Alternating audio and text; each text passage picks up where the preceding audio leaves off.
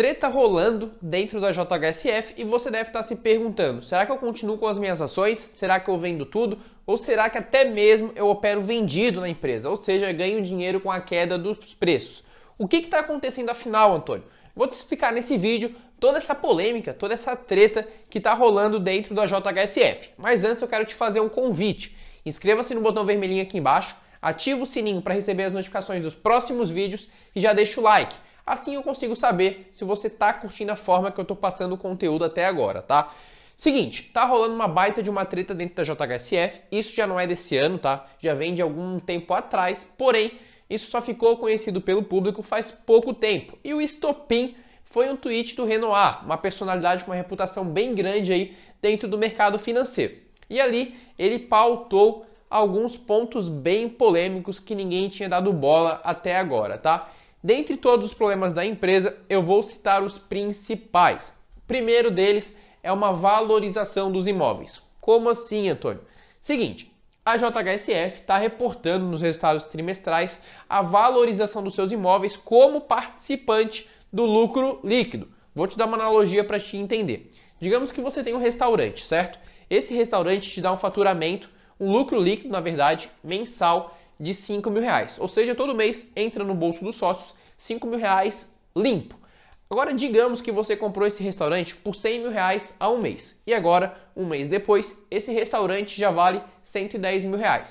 Se você tivesse que divulgar um resultado mensal, digamos assim, você reportaria um lucro líquido de R$5.000 ou reportaria R$5.000, que é o lucro do restaurante, mais 10.000 da valorização, ou seja, R$15.000. Vai de você saber qual que é o certo e qual que é o errado, mas no mínimo é meio polêmico colocar a valorização de um imóvel dentro do lucro líquido de uma empresa, né? É uma apuração contábil, existem diversas formas de fazer a contabilidade de uma empresa, mas isso acabou gerando uma polêmica bem grande. Inclusive, se não tivesse a inclusão dessa valorização, os resultados teriam sido muito diferentes e para baixo, não para cima. Beleza? Quais foram os pontos que geraram polêmica? No primeiro trimestre de 2020, a empresa comunicou uma valorização de 28 milhões de reais nos seus imóveis, incluindo aí shopping em construção, tá? Aí eu te pergunto, lá em março, em abril, no pico da crise, né, os fundos imobiliários caindo 50%. Como é que os fundos, as ações caíram tanto e os imóveis da JHSF valorizaram aí 28 milhões de reais? E de onde ela apurou essa valorização? Teve alguém oferecendo uma oferta de compra pelos imóveis? Porque tu só sabe a valorização na hora que tu vai vender, pela lei da oferta e da demanda. Não tem como tu ter uma casa e afirmar para ti mesmo que essa casa vale R$1 milhão. Você só vai saber se ela vale R$1 milhão a hora que alguém estiver disposto a depositar na tua conta R$1 milhão por aquele imóvel, né? Então esse é outro ponto que gerou uma certa polêmica no método de contabilidade da empresa. Como que ela sabe que houve essa valorização de 28 milhões de reais? Já no segundo trimestre de 2020, a empresa apurou, dentro dos resultados novamente, uma valorização de 177 milhões de reais em um terreno recentemente adquirido. Então vai de novo a mesma pergunta, como que a empresa sabe que valorizou isso? E por que a empresa incluiu isso dentro dos lucros líquidos da empresa, tá? Isso não é algo que torne a empresa ruim, que torne a empresa sem fundamentos, mas acaba gerando uma polêmica sobre a forma de governança da empresa, sobre a auditoria e sobre tudo isso, tá? Inclusive uma empresa auxiliar, a EY, começou a notificar a empresa sobre isso desde 2018. A empresa disse que ia estar se restabelecendo, que ia reformar essa forma aí de governança da empresa, mas esses resultados aí vieram se repetindo, tá? Inclusive outro ponto que eu vou falar na segunda parte do vídeo. Estou com uma colinha aqui e outro ponto que gerou também uma grande polêmica foi a venda de 400 milhões de reais da Fazenda Boa Vista. Essa fazenda tem como sócio o fundo imobiliário RBBV11. Se houve essa venda de 400 milhões de reais pela JHSF, por que isso não refletiu nos proventos do fundo imobiliário? Por que não teve nenhuma mudança nesse FII? Então é outra forma aí, outro ponto que a gente ficou em dúvida, né? Como que um fundo imobiliário analisa uma coisa de uma forma e como que a empresa analisa essa coisa de outra forma, sendo que houve a venda de 400 milhões de reais. Então o primeiro ponto polêmico da empresa é esse, a inclusão de valorização dos imóveis dentro do resultado do lucro líquido da empresa. O segundo ponto já é um ponto aí bem mais grave, é um ponto bem mais polêmico, porque envolve dinheiro, envolve transferência de valores. E antes de te passar esse ponto, eu quero te dizer o seguinte, quero ser bem transparente com você. Eu era acionista da JHSF, estava com meu preço médio lá em torno de R$ 4, tive mais de 100% de lucro na empresa e realizei todas as minhas posições. Como assim? Vendi tudo que eu tinha. Não sou mais acionista da JHSF, tá? Não gostei desses resultados, mas esse vídeo não é uma recomendação de nada. Eu quero que você saiba desses fatos, quero que você estude por conta própria e tire suas próprias conclusões. A minha filosofia de investimento com certeza não é igual à sua, mas eu quero ser transparente para dizer realmente o que eu estou fazendo e não só aquele famoso papo de faço o que eu digo, mas não faço o que eu faço. Beleza? O segundo ponto sobre a JHSF, então, se refere à transferência de valores com partes relacionadas, principalmente com o controlador da empresa. Como assim? O Estatuto Social da JHSF determina o seguinte: valores transferidos acima de R$ 5 milhões precisam de aprovação do Conselho e valores abaixo de R$ 5 milhões não precisam da aprovação, mas precisam da anuência de 2 diretores estatutários. E isso não foi respeitado. Os valores transferidos abaixo de R$ 5 milhões totalizaram 3,8 milhões e os valores acima de R$ 5 milhões são enormes, tá? Foi transferido muito dinheiro sem respeitar essas regras. Primeiro ponto que eu acho bem importante para falar aqui nesse vídeo. Houveram 4 operações no montante de 324,6 milhões de reais, onde ocorreu ali entre julho e dezembro de 2019 e foi dada a justificativa pela JHSF que esses valores foram utilizados para expansão, incorporação, aquisição de ações e até um registro de saldo em aberto.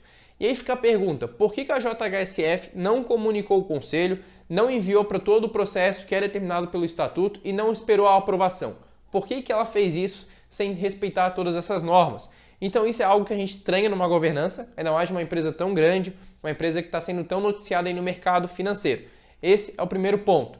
O segundo ponto, a empresa fez uma transação de 30 milhões de reais, onde ela transferiu dinheiro para os Estados Unidos para comprar alguns títulos públicos para fazer um hedge cambial. Aí, novamente, fica a pergunta, por que a empresa não pediu a aprovação do Conselho para fazer isso? Tem alguma coisa de errado nessa aprovação? Por que ela não respeitou o Estatuto? Então fica um ponto de dúvida aí sobre a governança, sobre o controlador, por que está acontecendo tudo isso sem respeitar o Estatuto da empresa, né? Terceiro ponto, a classificação de ativos utilizados como caixa. Como assim? Toda empresa tem um caixa de dinheiro.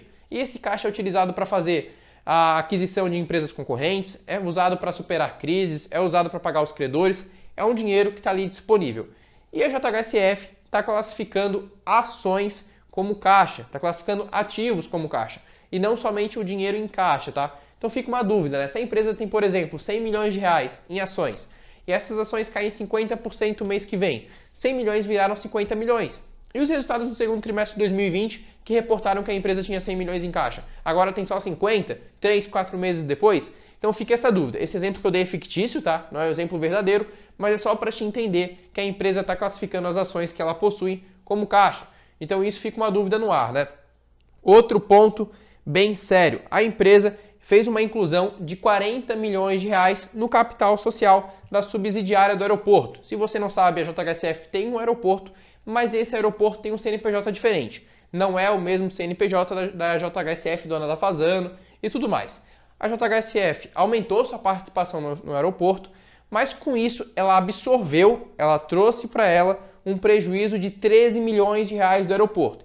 E aí a empresa EY, que é uma empresa auxiliar da JHSF, comunicou que essa apuração deveria ter sido feita de uma forma totalmente diferente. Por que a JHSF absorveu um prejuízo que não é dela propriamente dito, é da sua subsidiária? Então outra coisa errada aí que foi apurado na contabilidade, tá? Então tudo isso acabou gerando aí uma certa polêmica, tá? Eu vendi todas as minhas ações, eu não gostei de nada disso, principalmente dessa parte aí das transações relacionadas com o controlador da empresa, com as partes relacionadas e tudo mais, e não fiquei, como é que eu posso te dizer, tranquilo. Preferi vender todas as minhas posições e esperar o desenrolar dessa história. Esperar a justificativa da empresa. A empresa já soltou um fato relevante aí justificando tudo isso, mas ficou bem confuso, não ficou muito claro. O Thiago, o CEO da empresa, que está sempre presente no Twitter, presente no Instagram, deu uma certa sumida, tá? Não deu uma justificativa muito clara. Foi protocolada uma denúncia anônima na CVM sobre tudo isso. Se você não sabe, a CVM é a Comissão de Valores Mobiliários. Ela tem o papel de fiscalizar as empresas que estão na Bolsa de Valores. Então, essa história está só começando, não está longe de acabar. Não sei se é um caso igual ao da IRBR, que teve aí um problema de governança, que levou uma queda de mais de 80%. Não sei dizer se é isso, não quero te influenciar a pensar nisso, mas o que é fato é que a empresa está tendo um problema sim de governança, um problema de contabilidade, um problema de resultados trimestrais, e tudo isso a gente deve analisar com calma. Tá? Eu espero que você tenha gostado desse vídeo, espero que você utilize ele como base para iniciar os seus estudos, para você tirar uma conclusão sobre a sua participação na empresa, e até o próximo.